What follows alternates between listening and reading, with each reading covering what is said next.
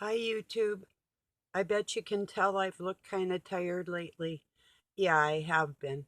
Um, I found out a couple days ago my daughter-in-law wrote me that my oldest son Luke has 78 stitches. He was sliced up both his sides and on his back and cut on his wrist, which was called a significant wound.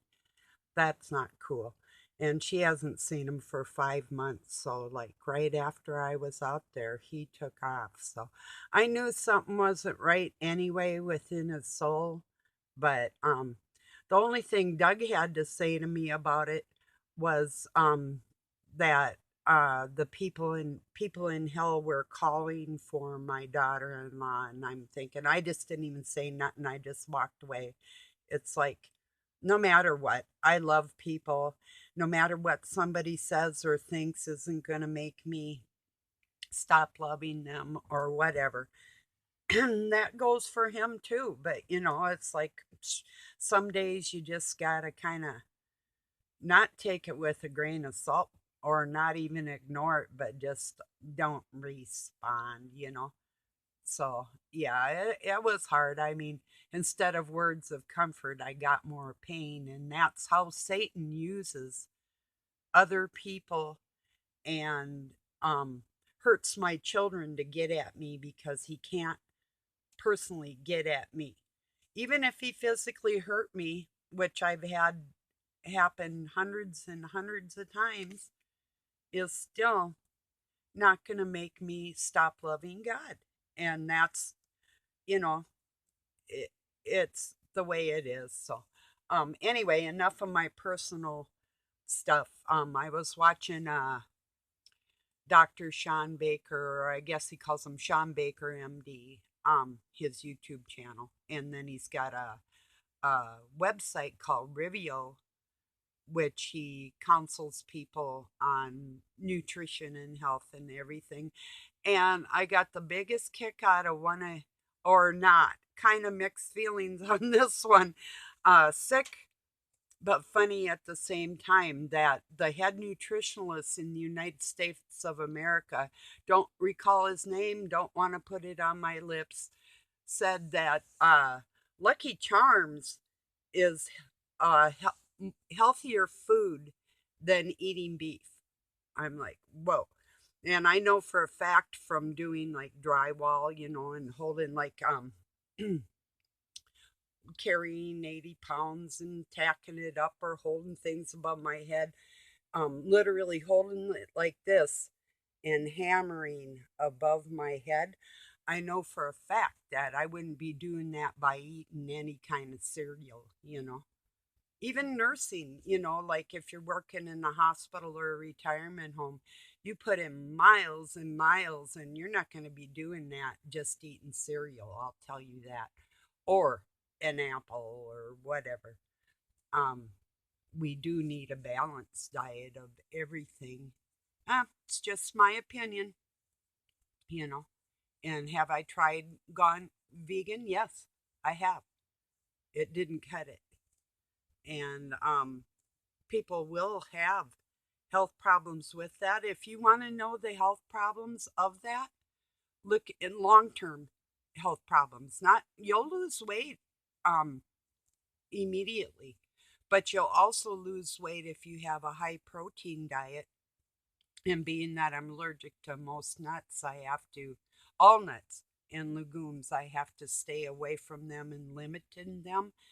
And I am a lot stronger by eating animal protein, as sick it is as it is. And then, and some of you have heard that I've raised a baby deer that ears got cut off in the combine. I might have mentioned it yesterday. I was kind of on that train of thought too. Um, that far more animals are destroyed in the combine than I would eat in a year. Just for, like, say, 100 loaves of bread, more lives are destroyed in the processing of being a farmer and whatnot. And yeah, I do recall now I was talking about that yesterday, but it is true. I've lived it. I know that. So, anyway, Hope everybody is doing well. This probably isn't going to be too long of a video. I'm waiting on some lumber. I was going to take some lumber out of Dusty's house that I had some ox board up on the wall, and I had my pry bar ready, and I didn't have a really long nail in anything that I have on there, so I was going to pry some of that out off and use it on my kitty one because we didn't get our other lumber from the sawmill yet, but Doug found another sawmill that the guy will trade firearms for wood, or rather the other way around. He wants firearms and would give us wood, so Doug took one of his to see if he could trade for some lumber today. So I'm waiting on that to get back. Because also yesterday I was out in Dusty's barn. I did staple up a tarp that I had over another part of where they're staying. There's a box truck that has kind of like underneath it set on a foundation for storage, and it's insulated and everything. So I stapled up a tarp. um it's outlined by wood too, so I was able to staple to the wood to give them more of a windbreak, and that will give them another area to play in when it's like 30 below. So, and I also saw that one kitty I call Bobby Girl that has all white feet, and I think it's her right or left paw has 6 toes. Some of them have them on both front paws, but that one only had one. And the same, I do believe, oh no, she had all four. It's one I call Puma, the total black one that has its right paw is 6 toes and its other one is normal, which is a little weird, but no, it's they all come from this great big. He was a part bobcat and named Elmo. That was one of another stray cat we had around here named Fluffy, one of her kids. So and they're very, very big cats, and a lot of them always have 6 toes around here because of them. But anyway, I saw Bobby Girl walking up the driveway earlier, so there's only one missing now, the one I call Puck. um I hope she comes back. She was so sweet. But I mean, whether it does or not, even with Bobby Girl coming back in the yard, she hasn't come to eat yet, and I think she's kind of scared, but God knows what she's been through for a couple weeks. She's been gone, so they come and go, I guess. But yeah, so nothing. Oh yeah, and that's what I was saying. So I was out working in Dusty's barn yesterday before I got out my staple gun and just decided to do something else. I have some 2x4s that I have sitting on top of some. I have a petition that I made in there to make that chicken coop. So on top of that chicken coop, I put 2x4s just loose because it's just a chicken. It's not gonna, and it's inside a barn. So I just took a bunch of 2x4s that I had that are pine and just laid them up on the top, and then I had rubber mats and I put them on top of there, just for more insulation. And then I was going to plan how I was going to design it more, and the chicken ended up going missing. So we thought neighbor's dog, or it could have been anything. Could have been a owl or eagle or a chicken hawk or God knows. So, but yeah, so that and she did have her hutch in there with a really nice ramp that Doug made her and everything. So, but anyway, I had them 2x4s in there, and I was going to go get them yesterday, and the wasps were so bad. We have cold weather coming in, and I think I was telling you that before, that the bees were around. Well, Doug got really stung really, really bad here about a month ago, and they were in his dump truck. Um, well, our dump truck, but anyway, kind of down in this one behind the box, and he couldn't get at their nest. So I sent him out some apple cider vinegar and some baking soda, and like a pound of baking soda and a gallon of apple cider vinegar. I said, pour about half the vinegar or even about a third of it. I said, get that baking soda in there and pour the liquid in like the volcano and get out of there. And I said, and I guarantee you they're going to come out of there. And they did. So, yeah. But I can't do that in there because I have some other areas up that are above the sub ceiling that I made that I can't get at unless I get that one ceiling down, so I can't get their nests, the wasp nests, out of there. That was the nice thing about that one little chicken. She kept all the bugs out of the yard and around the house. I mean, you would think that one chicken wouldn't be able to eat like all the bees, or not bees, but even the wasps around the yard, or wood ticks, or even fleas or whatever. But she really did do a good job. If I ever do have chickens again, though, maybe I'd let them free range, but not with all these cats around here now.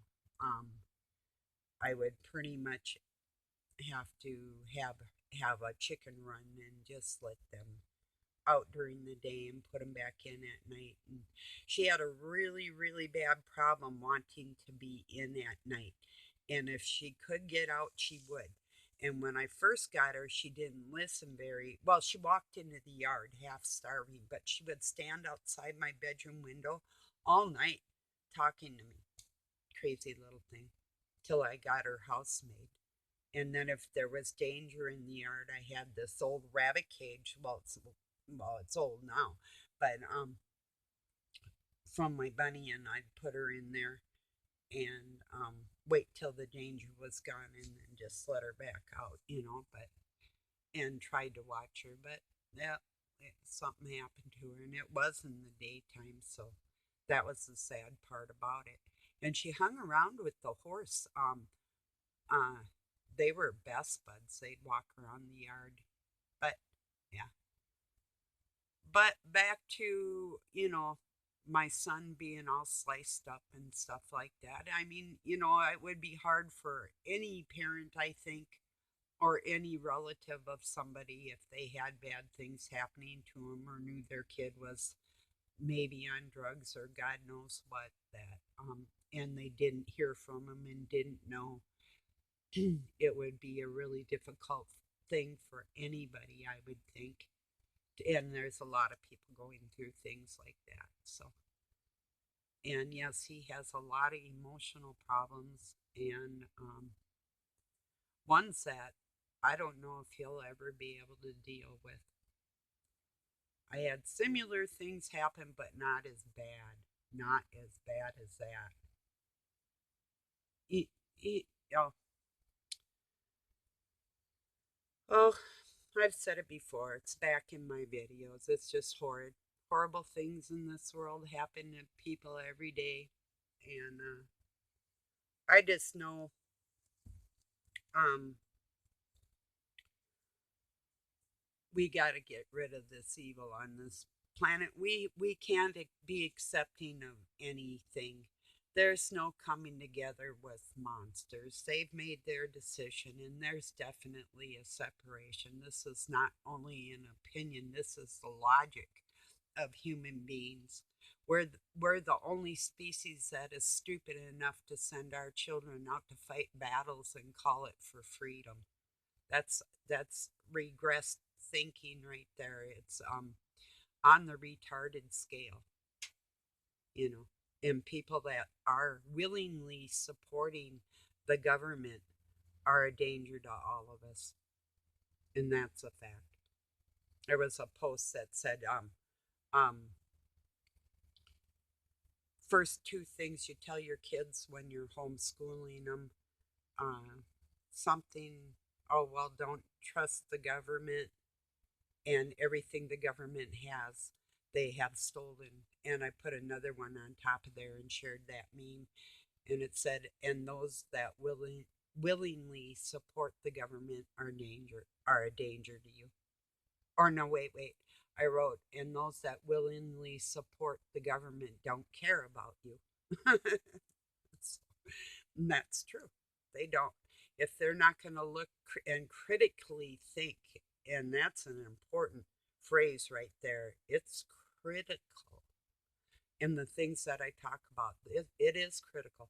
I mean, they seriously want us to be eating soy and bug protein, not own anything, not even a family heirloom or a ring that your mother gave you or a watch your father gave you or grandfather or china from your grand, nothing. They want us to be accountable and have that assessed.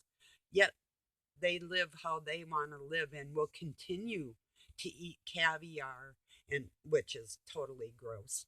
But I've had it, don't like it. And if you're gonna sit there and put like 50 sturgeon eggs, which is the black Russian caviar, on a cracker and roll the little fish's egg around in your mouth and think that you're some kind of god eating this grotesque raw fish. Well, it's in brine, but I mean, uh, each one is a sturgeon, which is an endangered species, and these people are truly retarded. End of story.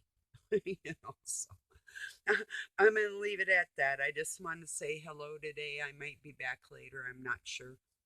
I'm pretty sure I'm going to be getting more done, hopefully. If not, I'll probably bake something or do something to keep. I have plenty of laundry and dishes to do, but I don't want to get in the middle of that if I have outside stuff to do. So, well, peace, everybody. Thank you for joining me. You have a really beautiful day no matter where you're at. Um, Talk to you soon.